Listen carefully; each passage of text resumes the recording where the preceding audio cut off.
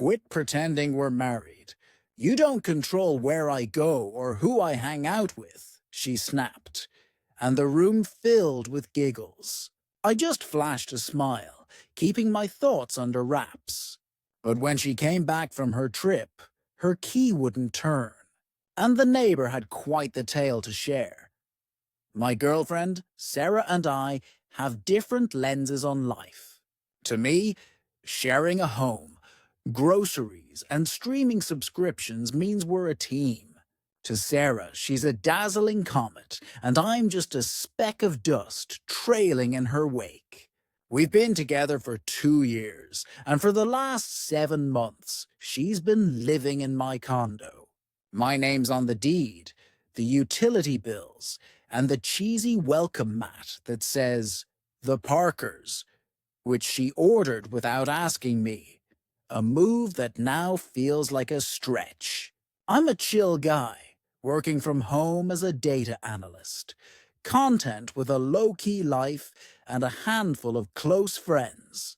My wildest weekend plan is trying a new sushi spot. Sarah, on the other hand, lives for the spotlight.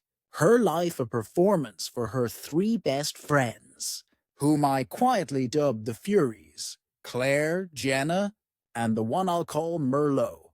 Last Thursday, while I was assembling a stir-fry in the kitchen, Sarah swept in, phone pressed to her ear, already decked out for the evening. "Totally, I'm all in," she told the Furies. "A weekend getaway is just what I need." She paused, then laughed. "No, he's not coming. Don't be absurd." She hung up, grinning at me. "Big news! The girls and I are off to the mountains this weekend. We're leaving tomorrow." This was the first I'd heard of it.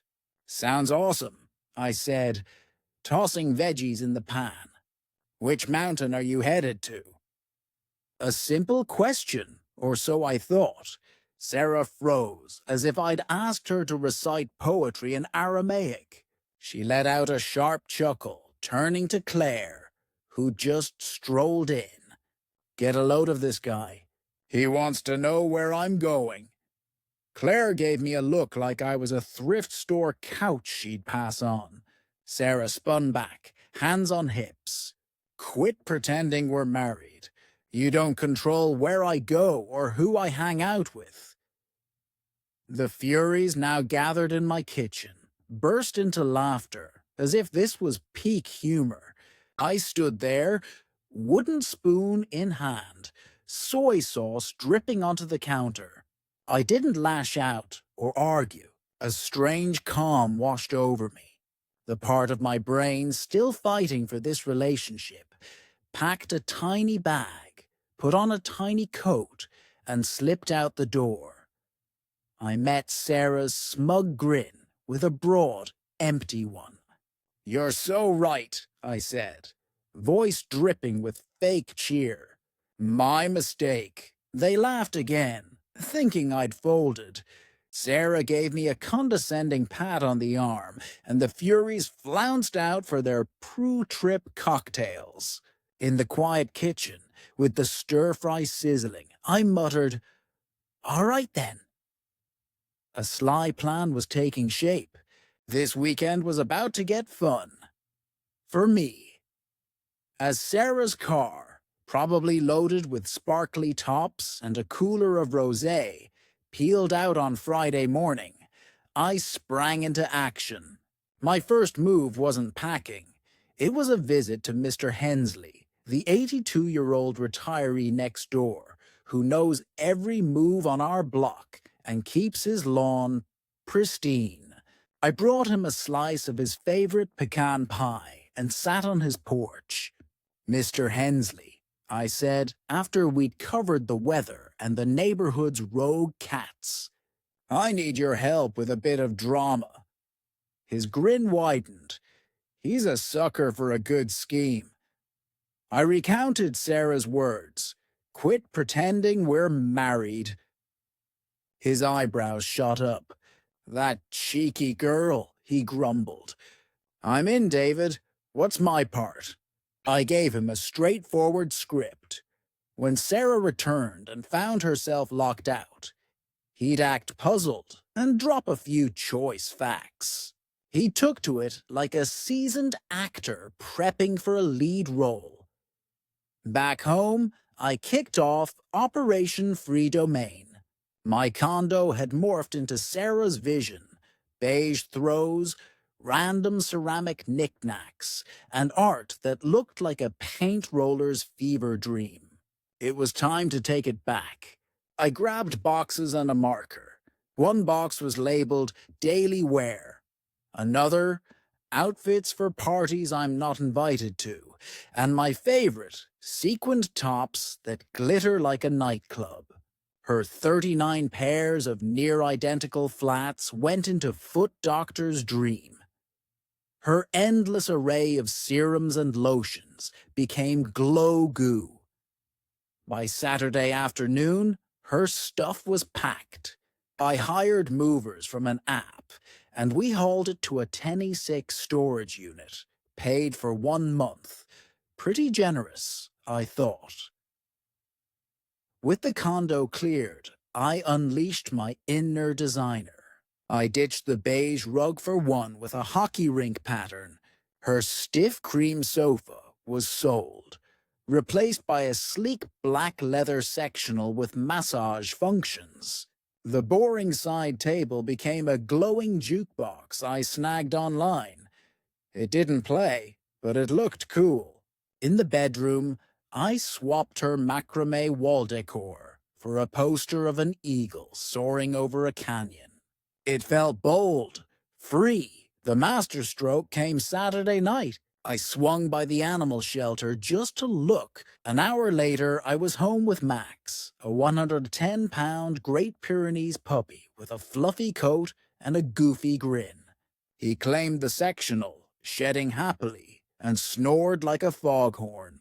My condo was no longer a beige jail. It was a lively, unapologetic man cave. I spent the weekend playing tug-of-war with Max, cracking open IPAs in my living room, and renaming the Wi-Fi to Not Married Haha, with the password No Veto No Vibe. Sunday evening, I sank into my sectional, Max's head on my lap, ready for the showdown. At 9:00 p.m., my doorbell cam buzzed. Sarah, rosy from her mountain trip, strutted up singing softly.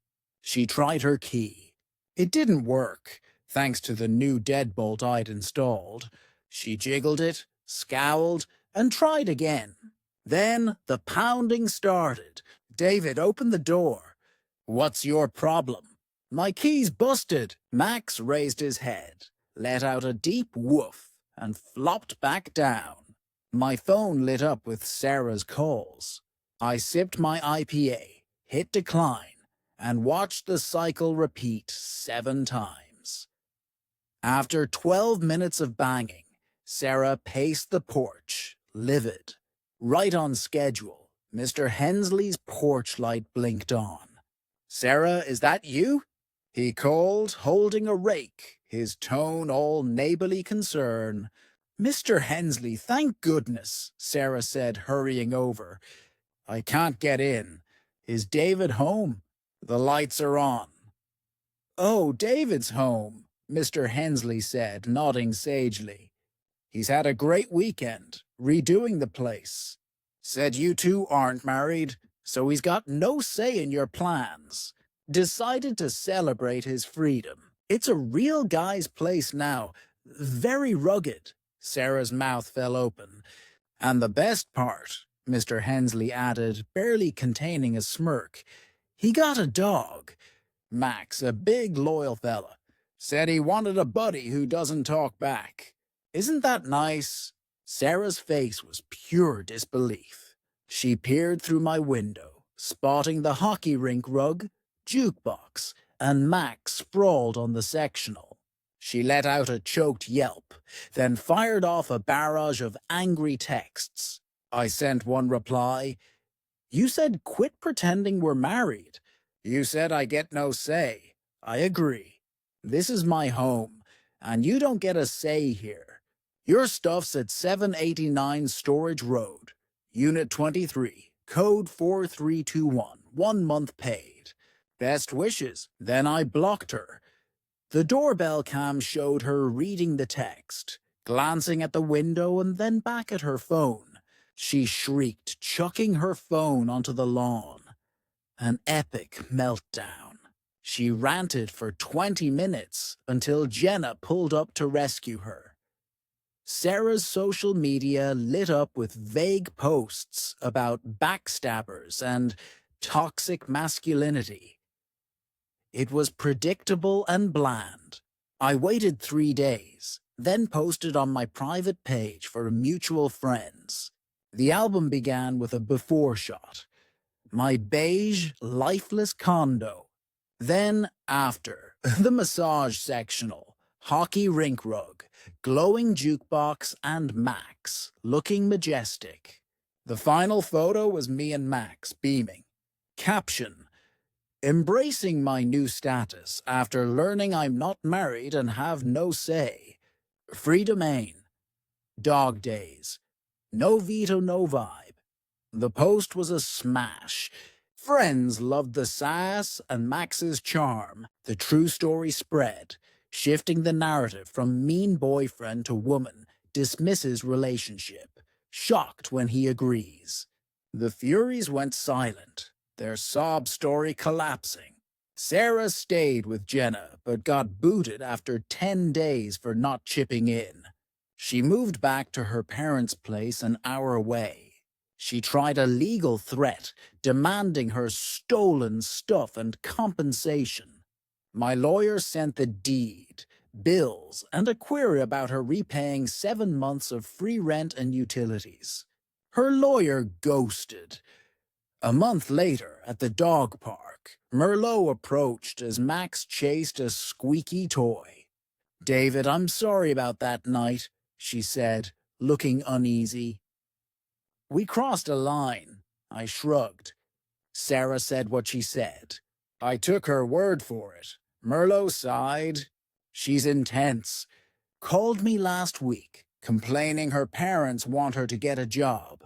Blamed you for ruining everything." She glanced at Max, now juggling 2 toys. "You're doing great, though." And I was. My condo's alive again, full of energy. The jukebox glows. Max is the best housemate ever, and I've learned to believe people when they show who they are. Sarah's gone, and with Max by my side, I'm living my best life.